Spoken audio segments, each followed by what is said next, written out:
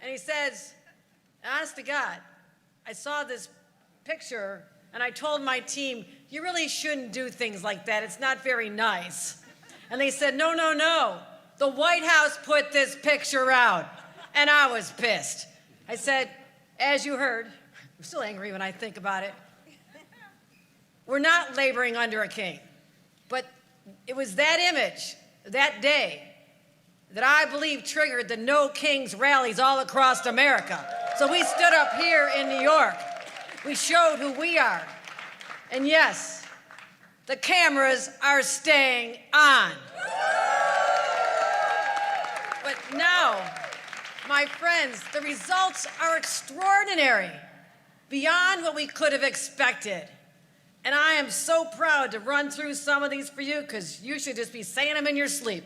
And if there's any naysayers out there, tell me who they are and we'll have a conversation. I'll meet you at my local diner. Because we took on, no, it's all right, talk to everybody. Talk to everybody, you know that. We said, enough with gridlock. It must end. Enough with emergency vehicles being stuck in traffic. That must end. Enough with wasting people's valuable time away from their families and their jobs and everything else they want to do in New York. Just have a good time. And enough with polluting our air with all the emissions. And enough with underfunding the transit system that is the lifeline of this entire region. So we got it done. We changed how people in this great city and the region live, how they breathe, how they act. And now the results are in. Traffic entering the congestion zone is down 11%. And this is incredible. 27 million fewer cars going into that zone over the last year. 27 million.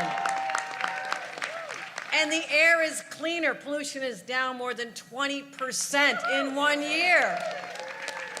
People with asthma are breathing better. Little kids don't have to worry about this. And our streets are safer. New York City recorded its safest streets in history. That's a long time, with crashes and injuries down in the congestion zone. And everybody who told me, from the president on down, you're killing New York City, nobody's gonna come, you know, traffic's down because the place is empty, no one's there. It's like, seriously, have you been here lately? Because Manhattan, it's had some of its best years, the best year for Broadway. Everybody,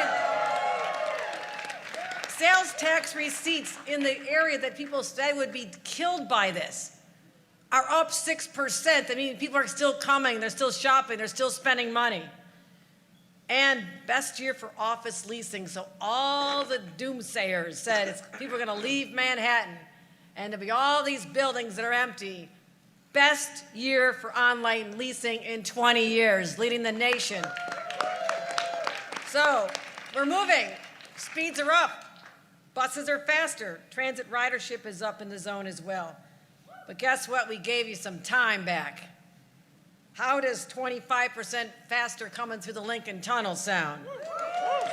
Oh, let me top that. How about 51% faster coming through the Holland Tunnel? About 25% faster going across our bridges into Brooklyn and Queens. That's time in your life that's precious. And I don't think anyone could have predicted that before congestion pricing, about 117 hours were lost commuting for New Yorkers, just stuck in traffic, 5 solid days out of your life, and now we have more time. How does it feel, everybody? Feel good to have time, right? Feels good? Feels good? You can focus on what's important. And I want to give a tribute, a shout out to all the true believers who decades ago talked about this. And some are not with us here today, some have passed on. But let's reflect on what it takes sometimes to get something done. Shouldn't take that long, but those who never gave up believing, they never gave up believing. I remember Dan Doctoroff talking about this a long time ago. I remember Kathy Wild has been talking about this a long time. There's so many, I can't give all these shout outs, but all of you, Sam, everybody. So there are an incredible number of people who just said, I believe in this idea, I believe in this city, and I believe we can get it done, and we did. So thank you. Thank you to our heroes. But, so we had years of debate, years of study, litigation. Oh my God, how much I had to spend on litigation on this. The lawsuits, the critics saying it couldn't be done. So for those of you who are keeping score, I've got more than 10 lawsuits. We have a pretty good record. Every time it's gone before a judge, the judge says, no, the state is right, MTA's right, they're on the right path, they're doing this legally, and so why are we here?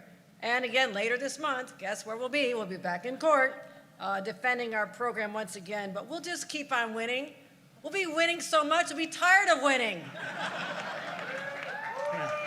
So anybody trying to kill this program, just tell it to the judge, because they're going to be on our side. And as a reminder, there are a lot of people who really thought that this was going to result in their lives being affected negatively out on Long Island, the Hudson Valley, New Jersey, and others. It's a little bit quieter these days. The opposition's kind of calmed down, right? Anybody notice that?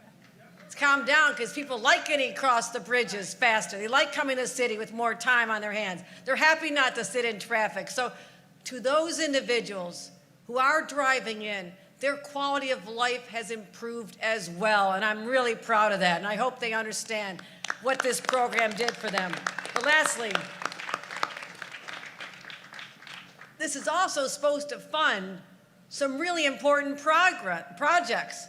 Now, when I first became governor, no offense to you, but where were we headed? We were going off the cliff, weren't we? We were literally going off the fiscal cliff.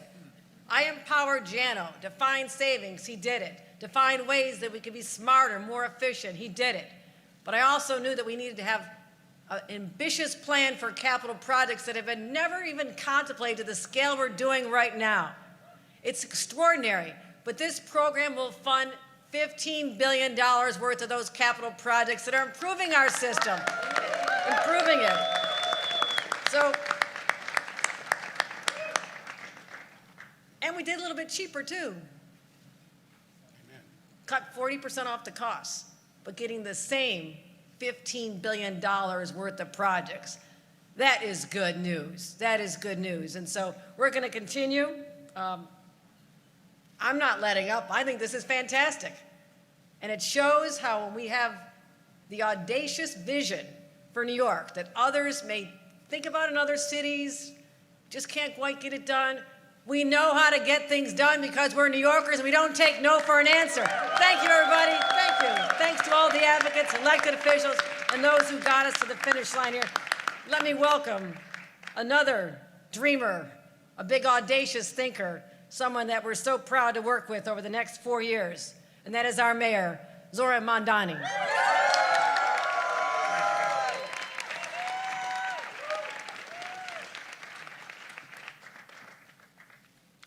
Can we hear it for our governor, Kathy Hochul?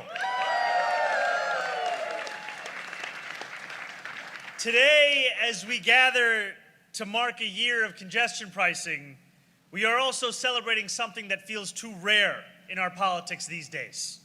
And that is the change that can come when government dares to do big things. And we measure these things in statistics, and sometimes we lose sight of what it means in the lives of each and every New Yorker. Before I stood before you now as the mayor of New York City, I was an assembly member for Astoria in Queens. And in Astoria, there are many children who grew up with asthma, living close to what was described as Asthma Alley. And when I first became the assembly member, one of my staff members told me that one of the activities she recalled growing up in the neighborhood was at recess asking other students to compare and contrast their inhalers. That is the way in which this kind of pollution had been and has been normalized. And so, as we are here celebrating these cameras staying on, thanks to the governor's commitment despite tremendous pressure, we also celebrate what this has meant for New Yorkers, whether they are driving, whether they are biking, whether they are walking, taking a bus, taking the train, whether they are just breathing the air in the city that they call home. Because this is a program that has been successful no matter how you measure it. It's been a program if you want to measure it in noise complaints or you want to measure it in traffic. That is how it has been successful. And what we are seeing is that it is outstripping even the fiscal projections of what it would raise in a calendar year. We were anticipating that the first year would yield $500 million, and there were concerns of, was that possible to hit? And what we found instead is that this program in a calendar year has now raised close to $550 million.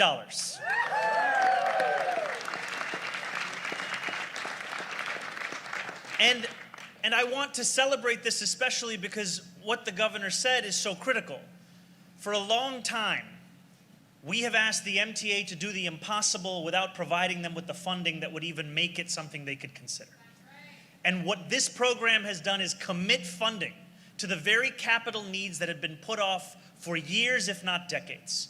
And that is funding, those are investments that can transform the day-to-day realities of a New Yorker. And so as we celebrate the increase in transit ridership, we know that that increase could grow even further in the years to come as more and more money can be then spent on the infrastructure that would make that commute smoother, make it faster, make it more reliable. And I have to say thank you to all of the elected officials who stand here, whether at the city level, at the state level, the activists, the organizers, the advocates, who ensured that no matter what day it was, no matter what week it was, no matter what year it was, we all understood the imperative of dreaming of a different kind of streetscape in this city. And I was reading an article today about a driver from New Jersey who had self-identified as someone who was critical of the program. And he said, look, for all the $9 I'm spending, I'm now actually saving money I would have been spending on parking fees because I can now park on the street. And this is something that no matter which way you're approaching it from, we can see the success. And that is what we are here to celebrate, that success, that foundation, and that dream of a city that recognizes the importance of public transit as the vitality of what makes the city so great. Thank you so much. And now, our MTA Chair and CEO, Jano Lieber.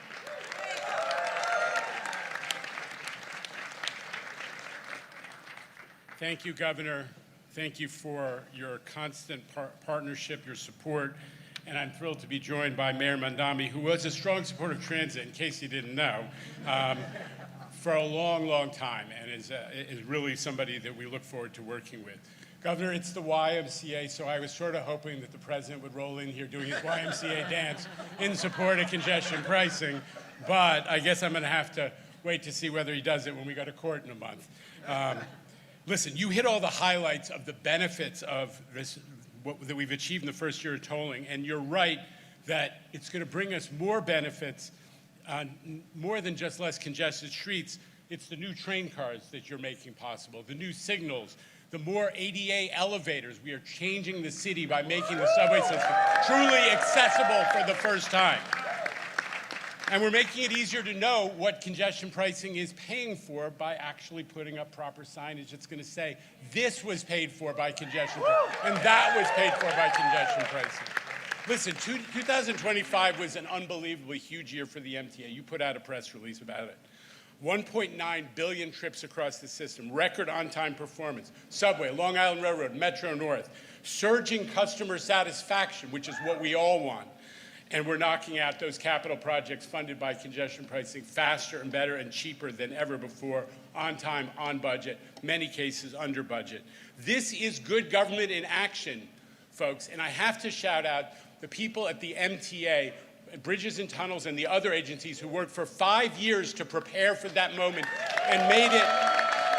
They're the reason, to a great extent, that we were able to execute congestion pricing so smoothly and flawlessly. This demonstrates what business-like government management can accomplish. That's what the governor asked me to do from day one, and we're doing it. We are identifying challenges, coming up with solutions in tandem with the communities we serve. So I am incredibly proud of this progress. Thank you again, Governor, for the tremendous leadership and support, and thank you also to Mayor Mamdani. As I said, what a thrill to be working with a truly pro-transit mayor. Ladies and gentlemen, please. It is my pleasure to introduce the RPA's leader, Kate Slevin. I'm going to speak to you, if I may.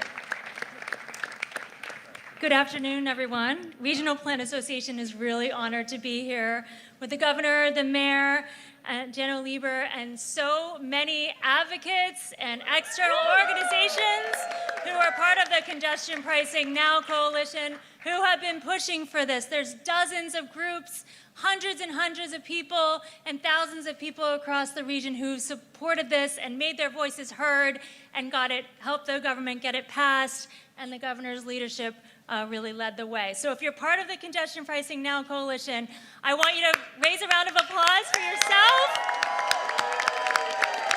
and for our leaders here who were so steadfast in getting this done. By every calculation, congestion pricing is a tremendous success. It has reduced traffic, increased transit ridership, and made streets safer, all while allowing the economy to remain strong.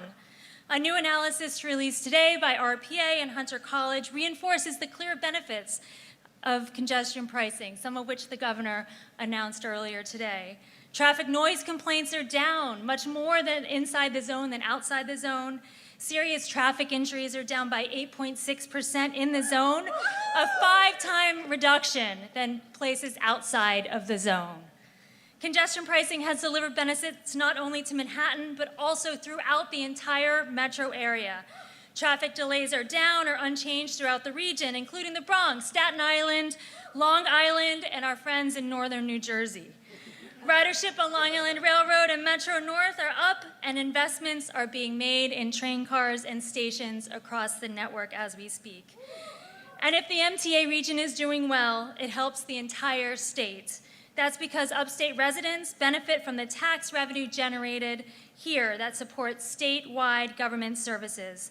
More than 80% of the personal income tax and 65% of sales tax in New York State are generated in the MTA region. And congestion pricing benefits don't stop at the state border. In fact, New Jersey bus riders, along with drivers coming into the Port Authority, are some of the biggest winners from congestion pricing in terms of time savings. And 100% of congestion pricing net revenue is going to the MTA's capital program. This not only improves commutes, it creates jobs.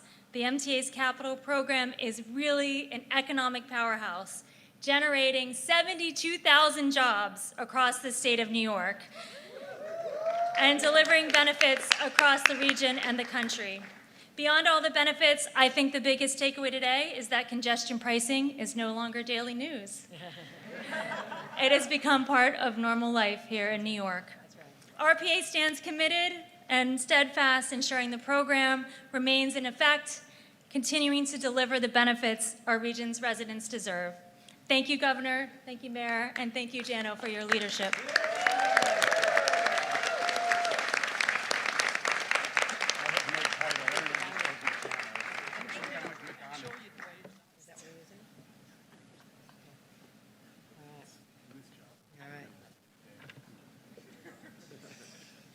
All right, questions?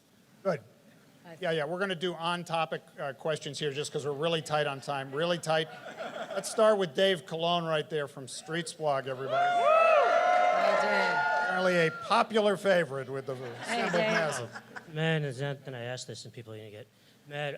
I had one for the governor and one for the mayor. Governor Hochul, can you talk a little bit about your evolution from the person who was the architect of the congestion pricing pause to the person who was the architect of the cameras are staying on? And Mayor Mamdani, can you talk a little bit about if the city has any plans to do anything more to grab a little bit more of the space dividend that we have this lack of cars in the city now? We want to obviously make more room for buses, cyclists, pedestrians, things like that. Do a little more than was done under Mayor Adams. The pause was related to the cost of congestion pricing. I wanted to find a path forward at a time when we knew that the number one concern that people had in our state was affordability. That was real. That's something I've been talking about a lot longer than anybody who just got elected a year ago, Donald Trump. So not talking about you, I'm talking about a year before. So it's not a new issue to us. And so I said, go back to the drawing board, and is there a way to fund the $15 billion we want in projects at a lower price point? I found that price point. And I think that's one of the reasons why there's less opposition to it from people who are paying that, because they're still getting the same benefit. So I called it a temporary pause. Might be some people in this room who didn't believe when I said temporary, I meant temporary, but maybe now you have a little more faith in me. I knew I'd get it back on. We did at a lower price point, and that's what I'm proud of. I wasn't talking about your election. Donald Trump, 2024. I know. I am very excited to be here, not only alongside the governor, but also alongside my DOT commissioner, Mike Flynn. And I've shared that when we were holding an interview for the position, one of the questions I asked was, how do we make this city the envy of the world when it comes to our streetscape? And the city has a lot of tools at its disposal to ensure that we are maximizing the benefits of not just this program, but of what it means to get around. And I look forward to not only sitting down and going through the different options we have, not only reading the latest Commonwealth report, but also starting to figure out what those steps look like and a near and medium term basis. All right, let's go to Andrew Siff, WNBC. Andrew. Ray, I'm rooting for you to stay healthy down there. Governor, I'm just wondering, I know you've had ongoing conversations with President Trump about this. You've told me about some of them, but how concerned are you that since the courts haven't been effective, that he might find a different technique, an executive order, take some other action to effectively end this toll? Well, we have an injunction to stop what he's doing right now. We feel very confident of our position in court. The courts have been heavily relied on since he took office to stop the insanity of his policies, right? We've been successful in many fronts. Literally, as I was driving over here, I got a call from the president, and I said, it's random, but I said, while I got you, what's happening with Gateway Tunnel? Because I need that turned back on. And I'm looking forward to working with you on Penn Station. And by the way, congestion pricing is working. So that kind of set off a nice conversation, but that's how it goes. And so I'm not afraid of taking on the fight with him or anybody else who attacks our authority as a state and a city to implement a policy that is for our own constituents. I will stand up and defend that right every day of the week, and we will win. Did he say anything back to you when you... No, I just kind of talk about Venezuela and all kinds of things. I was just... All right, These things are kind of surreal. I'll just leave that alone. But I said I disagree. This got to go to Congress. You got to get authority. Kind of important to do things like that. Yeah, he's a bad guy, but you got to get authority. Kind of how it's been for the last 250 years. Just want to say. Andrew, nice job working Venezuela into on topics right there. Let's go to Evan Simcoe Benarski with the New York Daily News. Hi, Governor. So it seems like in terms of the money that's being raised, you're about where you want to be. The reduction in automotive traffic is, a net positive for the policy, but it's not quite where, the original EA was hoping we'd be. You mentioned affordability. It's still an ongoing crisis. What are we looking at over the next couple of years, both in terms of your expectations for lowering car traffic into the city and also, where the price point may go? I think it's important to note is people were saying that first drop in traffic was not going to hold. And we've seen in other cities it doesn't always hold. I think 1 year into it, we can say that we've perhaps permanently changed people's behavior. And there's no reason for them to go back. And that's what I feel really good about. I'm not one to spike the football, although good Buffalo Bills game yesterday. Sorry, love the Jets. I'm sorry, I love the Jets too, but they're not playing the Bills. I knew this was going to come up because I can't stop myself. But I'm not spiking the football on this because it hadn't been until now. Today I am, because I think 1 year of people's changing their behavior and their habits, and they're seeing the benefits of this, is something I feel confident. So we'll keep the price point. Under federal law, it's scheduled to go up in 2028 and 2031. That's scheduled, but again, those are areas where the federal government may be weighing in later on in the future, but I'm going to keep fighting for this. I think the $9 is working. We're getting the money we need. As you heard from Jano, the projects that we've been able to unleash that were not able to be done, that needed to be done for decades because nobody had the guts to put this kind of money behind it and a plan behind it, I feel really positive about that.